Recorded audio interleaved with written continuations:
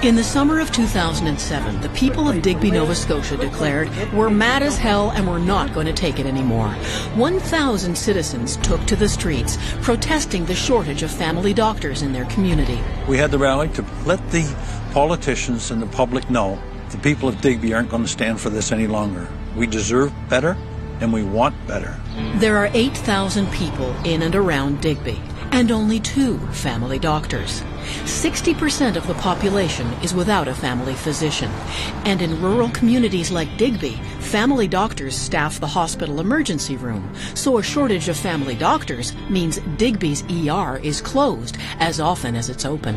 And the only way the people in the community know that the place is open is they refer to their local newspaper. And in their local newspaper is an article of when this place is open. I think this is ridiculous. Just imagine checking the newspaper to see if emergency is open when you're in the middle of a heart attack. I felt like a pressure on my chest, and I felt right weak. So I said to the wife, I have a strange feeling, She said, well, we better get to the hospital right away. We drove to the hospital and went in through the doorway. And when we got to the desk, the wife said, we need to see a doctor. The girl looked at us, she said, I'm sorry, but we're closed today. So I sat down in a chair right there. I said, well, I guess this is where I'm going to die then. Glendon hung on while paramedics rushed him by ambulance to Annapolis, a 30-minute drive, and then on to Kentville, another hour away. And I stayed there for just about a week. And then they sent me to Halifax to have a dye test. And when I was having the dye test, that's when I had a real major attack. I just blacked right out. Glendon was home recovering from heart surgery when he was again hit with chest pains. But this time, Digby's emergency was open. They kept me overnight, and then the doctor came and saw me the next morning. And he said, you're going to have to go home because the hospital's closed for the weekend. Any more chest pains, Glendon was told to just call an ambulance for another long drive to an open emerge. I'm having pains in my arms again and my jaws, and now I'm starting to hear my heartbeat in my right ear. And if we had a family doctor, I could make an appointment and see him within a few days and get him to check it for me. This way I feel like you're next door to death before you finally get to see a doctor. The Premier and the Health Minister declined to show up for our rally. I don't think that's proper because these people represent us. It's a crisis becoming a catastrophe. Canadians want doctors, and we want answers. The big secret of Canadian healthcare is, in many ways, no one is in charge. The policy levers in this sector are held by a number of different organizations and individuals. There's the federal government, provincial ministries of health, ministries of advanced education, individual medical schools, doctors' associations, even immigration authorities.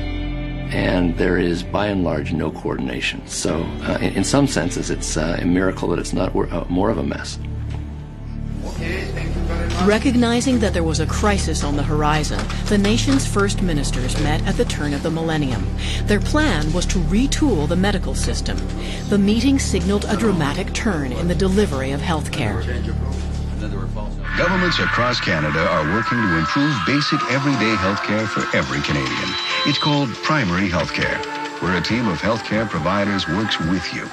So say goodbye to your dream of an exclusive relationship with your family doctor. Say hello to primary healthcare teams.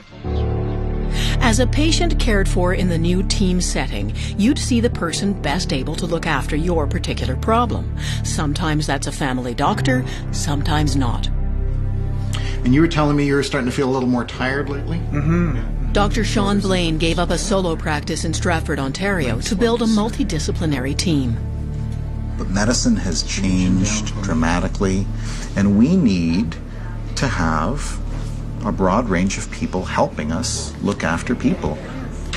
We're going to see Dr. Blaine today, right? Patients here have access to a pharmacist, a dietitian, a mental health worker, and a nurse practitioner. Heart sounds good, lungs are perfect. That's who sees baby Tristan for a routine checkup. I would never go back to working as a family physician without having a nurse practitioner working alongside me.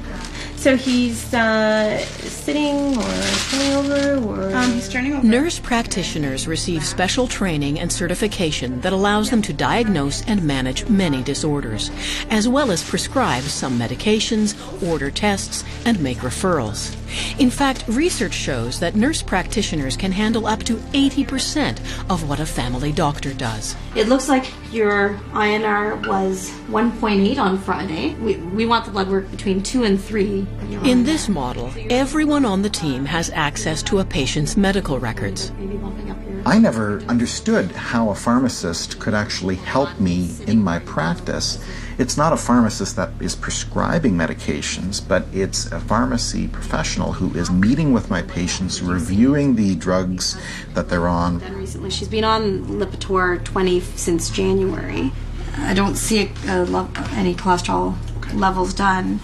We'll get that, I've started filling that out. Okay. I might have kept things just on autopilot, and now I've got somebody else looking over my shoulder and saying, hey, what do you think of doing this?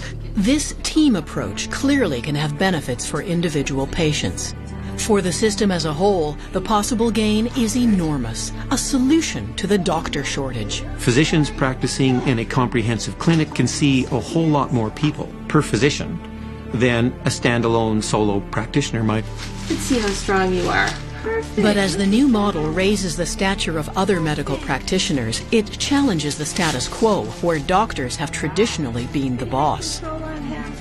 I've always viewed the family physician as being the quarterback of the patient's care. But now with the team, you've got all of these additional health professionals who bring their own area of expertise. And for those of us who may be a little territorial, and I must admit sometimes I still feel that way a bit, it's a little bit, it requires a bit of change in thinking. A bit of rethinking for some doctors, a complete non-starter for others. And the new model cannot succeed without buy-in from doctors, since government has largely left it to them to set up these teams. Today we're here to celebrate the achievement of a dream, and that area is primary health care.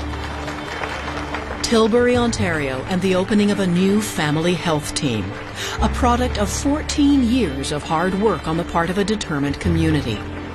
While it won't completely solve their doctor shortage, it will mean 4,000 more residents will now have access to primary health care. In some provinces, there has been, a pretty major effort to reorganize primary health care. They funded a lot of teams, and in other provinces, they've barely left the starting gate. 3, 2, 1, Back in 2000, Ottawa earmarked $800 million to transform our primary health care system. In return, the provinces agreed that by 2011, half of Canadians would be receiving health care from multidisciplinary teams. But there was little accountability. I don't think federal money is talking as loudly as it ought to. Most of it ends up going to the consolidated fund of the provincial treasury, and we really can't trace even if it's gone back into health care. We need to figure out a way to ensure that the new federal money is buying some concrete change. That means attaching some strings.